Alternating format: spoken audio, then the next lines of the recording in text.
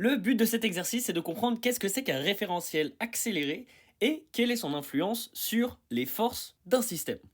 Ici, on a notre cher petit robot Roby qui est dans une navette spatiale et Roby se pèse. On va essayer de trouver en fonction du mouvement de la navette spatiale quelle masse est affichée sur la balance.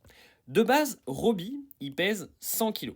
En fonction de l'accélération de la navette spatiale, cette valeur va changer. Ce que vous avez besoin de savoir pour faire ce calcul, c'est que le poids, c'est égal à la masse fois g. Ça, c'est le poids dû à la Terre.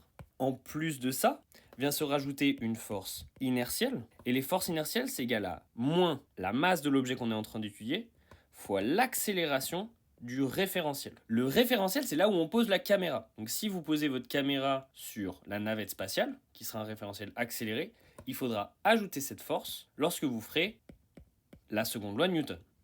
Maintenant, une façon un peu plus simple et instinctive de faire cet exercice, c'est simplement de se dire que le poids apparent sera égal à la masse fois l'accélération absolue de Roby. Alors l'accélération absolue, c'est quoi? C'est l'accélération par rapport à un point qui ne bouge pas. Donc vous pouvez calculer l'accélération de Roby par rapport à la Terre, qui sera un point qu'on considère comme immobile, et vous obtiendrez le poids apparent. La question à se poser, ça va être, est-ce que l'accélération absolue de Roby augmente ou diminue? Bon courage, et on se voit tout de suite pour la correction.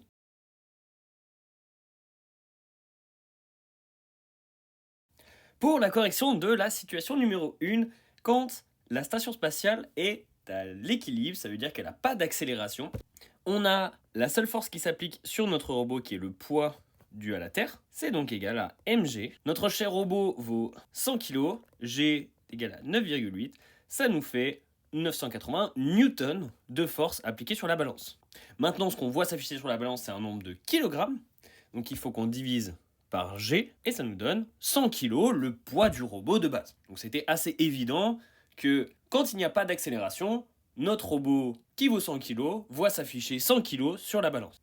Maintenant, on a la navette spatiale qui accélère et qui s'éloigne de la Terre. Du coup, on va se demander, est-ce que la pression qu'applique le robot sur la balance va augmenter ou diminuer? Si on se met à la place de notre cher Roby, on va se sentir écrasé par l'accélération du vaisseau. Donc ça veut dire que la force appliquée sur la balance augmente. On va donc ajouter à l'accélération gravitationnelle l'accélération du vaisseau.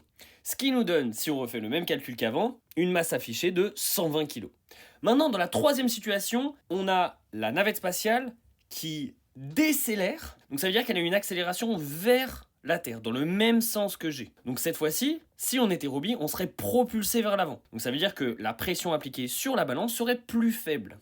Comment est-ce que ça se transmet dans les calculs? C'est que l'accélération de la navette spatiale va être enlevée à G. Et ça nous donne un résultat de 80 kg. La balance montre donc qu'elle perçoit une force moins grande dans ce cas-là. La dernière situation, c'est si la navette spatiale est en chute libre, ça veut dire que son accélération est égale à g. Dans ce cas-là, Roby, il est libre de toute accélération. Donc ça veut dire que son poids apparent va être égal à 0. Il sera en apesanteur. Et donc la balance verra s'afficher 0 kg.